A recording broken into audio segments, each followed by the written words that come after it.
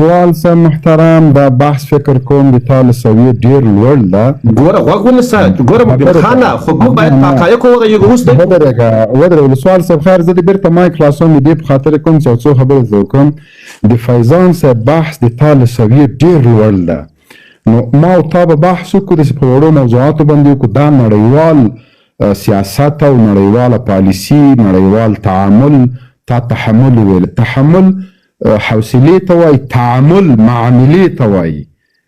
زه نړیوالو پالیسي ته راګرځم، زه د نړیوالو پالیسي ته صبر خو وکړه زړګیه. موږ به په دې تا سره غږېږو چې د غزني په سروبي ولسوالۍ کې طالبانو څه کول. لکه ته تر سروبي ولسوالۍ محدودې فیضان صاحب صدا ګورې فیضان د تاسو لګردل نو ځکه وخت لابیګار نه ده، دا شین اربکای ده وروره، د موږ لابیګار نه ده. مایک مه خلاصوه. ګوره وکیل صاحب هغه ولسوال صاحب زه تا سره خبرې کوم، صرف د سروبي په ولسوالۍ در سره کوم. فیضان صاحب نړیوال شخصیت ده، د نړۍ په سیاست باندې آګاه ده. د امریکا د کمبریج پوهنتون په سیاست کې دکتورا کړې ده. دی غټې غټې خبرې چې کوي نو غټ سړی ده. او ته به صرف د غزني د سروبي له ولسوالۍ نه بلې ولسوالۍ ته نه ځې. په دغه در سره بحث کومه، په سروبي ولسوالۍ در سره کوم. اوس د مایک خلاص کا، د فیضان په خبرو به هیڅ کله ته بحث نه کوې. هغه باندې به د فیضان په دغه لاسو دقیقو خبرو باندې دغه ویډیو کلیپ زه د امریکا د سنا مجلس ته وړم، پارلمان ته وړم، د ناټو دفتر ته وړم چې په دغه تاسو بحث وکړئ. دا چین ته هم علاقه وي. یعنی چین تم زه دا صلاحیت نه ورکوم د فیضان په خبرو. زه د تاسو دا پوښتنه لرم، نن چې امریکایان افغانستان ته چې اوس د دوی استخباراتي حضور ده او په افغانستان کې دوی فزیکي حضور پیدا کوي، تاسو به افغانانو ته کوم ځواب ورکوئ؟ ځکه چې سروبي له ولسوالۍ نه په طالبانو په سروبي کې څو پلچاکه وران کړي. مبین خانه که د ما خبرې زغملی سئ زه توحید نه کوم، زه په حقایقو باندې خو زه تاسو مخالف یم، مخالف نظر وخت راکوئ که نه راکوئ. ولسوال صاحب طالبانو څو پلچاکه په ولسوالۍ کې د سروبیانو ځولي دي، د غزني د اندړو څو مکتبونه وران کړي دي. تا څومره طالبان وژلي؟ طالبان دغه د ولسوالۍ نه بخوا دخوا نه ځي، په ولایت د غزني به بحث نه کوي. ګوري تاسو ما خو زه حقایقو ته اشاره کوم، تاسو ما نه پرېږدئ. زه دا درته وایم چې د افغانستان سیاست والا که دومره تیزانې چې یو ولسوال دې پرې وغږېږي په ولسوالۍ. خو زه بحث کوم تاسو ما ورته پرېږدئ. تاسو ولې زما خبرې نسئ زغملی؟ ولسوالۍ نه بخوا دخوا نه ځې او د فیضان په ما د پوښتنې ځواب یو د پوښتنې ځواب ورکړئ. طالبان نن له امریکا سره د کوم اسلامي تړون لپاره دوی دغه تعاملات رامنځته کوي؟ شل کاله افغانان تر دې نه لاندې وژلي دي. ګوره خو شل کاله دوی تر دې نه لاندې افغانان وژلي کوي، نه وژلي چې امریکا راغلې افغانستان ته. ولسوال صاحب زه تا کته کوم لاندې شیشه وټکوه که له ولسوالۍ نه اخوا دخوا ځې ته درګرده په نړیوال سیاست غږېږې. وروره دا زه له نړیوال سیاست نه راتېرېږم. تا ویل چې طالبانو په اړه باندې بحث وکړه. نه طالبانو په اړه نه خو د افغانستان د ولسوالۍ په سطحه باندې ټول ولسوالۍ نه د یوې ولسوالۍ صحیح د یوې ولسوالۍ په سطحه باندې بحث کوم. طالب شل کاله ګوره طالب شل کاله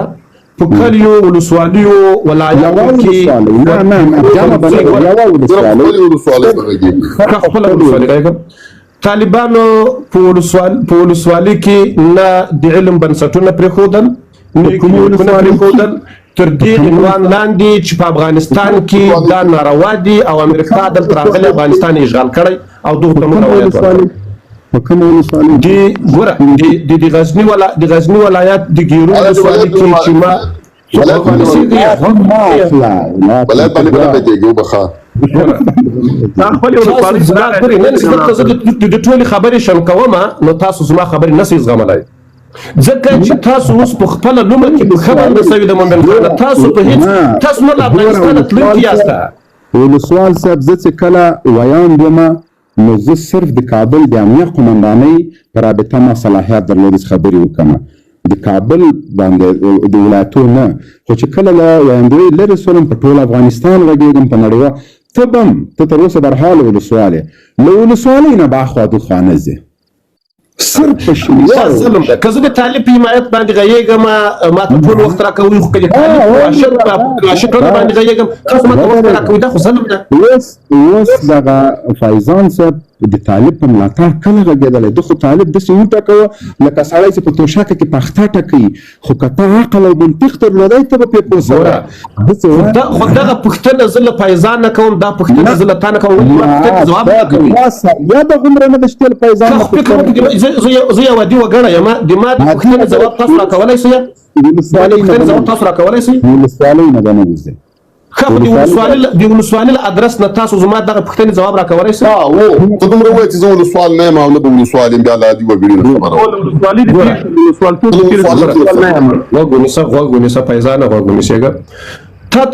تا هغه د اوس خپل ځان مطرح کړل چې که چېرته ما مشاور وټاکي په افغانستان کې طالب تللی ده طالب سره نه نور نړیوال او نه نور امریکا تعامل ته ځان رسولی شي ځکه طالب نور تاسو یو غوږ ونیسئ راته ګورئ که د ما په مایک کې که د ما په خبرو کې بار مایک را خلاصوي بیا زه په خپله باندې ښکته کېږم او که د ما خبرې زغملی شئ ولسوال سره بحث به ته کوې وروره موږ دلته نه ګوریا دلته تاسو زما خبرې نه شئ زغملی زه دا ته وایم چې ما مخکې ګوره تا ته وویل چې طالب تر 2015 اخیری طالب د افغانستان د جغرافیې شړل شوی ده نور نه طالب افغانی ده او نه له طالبانو سره د افغانستان د جغرافیې یا د هیواد په بنسټ باندې نړیوال او امریکایان خبرې کوي ته خو د ما خبرې ته به له شیخ سره بحث کوې که ته سوالم پوښتنه کوې شیخ نه به کوې او که ته په سیاست غږېږې له شیخ سره به غږېږې شیخ مهرباني مایک دې خلاص کړه مایک دې خلاص کړه د ولسوال صاحب سره وغږېږه مهرباني غوږ راته ونیسئ زه دا درته وایم فیضان خبرو ته تاسو ځکه خوشحاله یاست یو تاسو ته مشوره درکړه خو فیضان بیا هېره کړې ده چې طالبانو د افغانستان په خاوره کې د اشغال تر نامه د افغانان وژلي دي د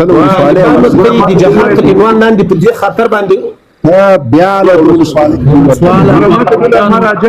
مراجعه زه منطقي بحث کوم اوس په دې قانون کې زه باید د خپلې ولسوالۍ تر حدود پورې بحث وکړم